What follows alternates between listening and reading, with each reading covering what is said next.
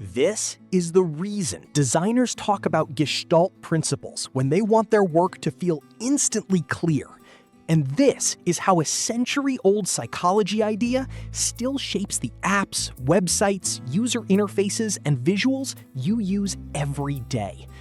In this video, we are going to explore the Gestalt principles of design and the psychology of visual perception behind them. So by the end, you will see why the whole is truly more than the sum of its parts. Gestalt psychology began in the early 20th century with a small group of German psychologists who wanted to understand how people actually see patterns, not just isolated dots and lines. Max Wertheimer, born in 1880 and often described as the founder of the Gestalt school, worked alongside Kurt Kafka and Wolfgang Kohler to build a new way of thinking about perception that focused on complete configurations instead of tiny pieces. Their core idea can be summed up in one powerful line that still shows up in textbooks and design blogs today. The whole is something else than the sum of its parts. Max Wertheimer's most famous work appeared in 1912 when he published a monograph on a curious visual illusion called the phi phenomenon. When two stationary lights flash in rapid succession, many observers do not see two separate blinks. Their brains stitch the events together and create the experience of motion, even though nothing actually moves between those points. This same principle underlies motion pictures and animation, where rapid sequences of still images create the illusion of smooth movement. Gestalt principles are often described as laws of human perception that explain how we group elements, recognize patterns, and simplify complex images. One of the most important is the law of pragnance, which says that our minds prefer to organize visual information into the simplest, most stable, and most coherent form possible. When you see a messy collection of shapes, your brain looks for an arrangement that feels ordered and balanced. Similarity is the principle that we naturally group elements that share visual characteristics, such as color, size, shape, or orientation. Proximity works alongside similarity by telling our brains that elements placed near each other belong together. Continuation guides the eye along lines, curves, or smooth paths. Closure describes how the brain fills in missing information and sees complete shapes even when parts of the outline are absent. A famous example is the Canisa triangle, where three partial circles arranged just right create the strong impression of a white triangle that isn't actually drawn.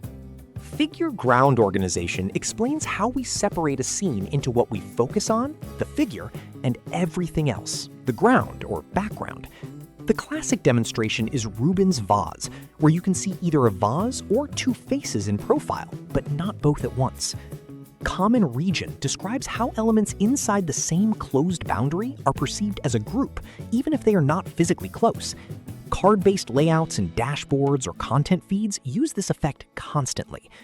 Common fate focuses on movement, explaining that elements that move or change together are seen as related. At this point, you might be wondering why ideas developed more than 100 years ago still matter today. The answer is simple. Because the human brain has not changed nearly as fast as technology has. The screens around us may look futuristic. Our phones may be thousands of times more powerful than the computers of the past. Artificial intelligence may now generate images, videos, and entire user interfaces in seconds. But the human visual system still works much the same way it did when Gestalt psychologists first began studying perception. Your brain still looks for patterns. It still tries to simplify complexity. It still groups related information together and separates unrelated information apart. This is exactly why modern designers rely so heavily on Gestalt principles. Imagine opening a website with hundreds of buttons, links, images, and pieces of text scattered randomly across the screen. Technically, all the information might be there, but finding what you need would feel exhausting. Now imagine the same information arranged according to Gestalt principles. Related items are grouped together. Important actions are visually emphasized. Sections are separated clearly. Your eyes naturally know where to go next. The difference is not intelligence. the difference is organization. The information is the same. The experience is completely different. This becomes even more important when we consider how much information people process every day. Every notification, every social media feed, every online store, every dashboard, every streaming platform, every app on your phone is competing for a limited resource: your attention. Attention has become one of the most valuable resources in the modern world, and Gestalt principles help designers guide that attention efficiently. Take a simple navigation menu. If menu items are placed close together, users instantly understand they belong to the same group. If important buttons share the same color and shape throughout a website, users quickly learn how to interact with them.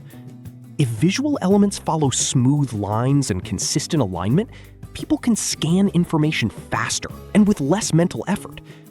The result is something designers call cognitive ease.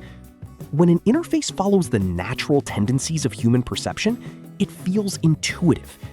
People often describe these experiences by saying things like, "This app just feels easy to use. This website makes sense. I found what I needed immediately." Most users never realize that Gestalt principles are working behind the scenes. They simply experience the result. In many ways, great design is invisible. When design works well, people focus on their goals rather than the interface itself. And that is one of the biggest lessons of Gestalt psychology.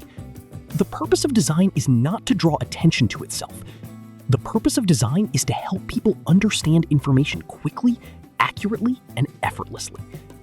That is why these principles continue to be taught in design schools, discussed by user experience researchers, and applied by companies all over the world. The technology changes, the platforms change, the trends change, but the way humans perceive visual information remains remarkably consistent. And as long as people continue looking at screens, reading information, and making decisions with their eyes, Gestalt principles will remain one of the most powerful tools in design. Over the middle and late 20th century, Gestalt ideas spread from psychology into art and design theory, where teachers and practitioners use them to explain why certain compositions feel unified and easy to understand. By 2024 and into 2026, major design platforms and education sites highlight Gestalt principles as foundational for modern interface layouts. Whether the focus is on apps, websites, or data dashboards, the same basic message shows up.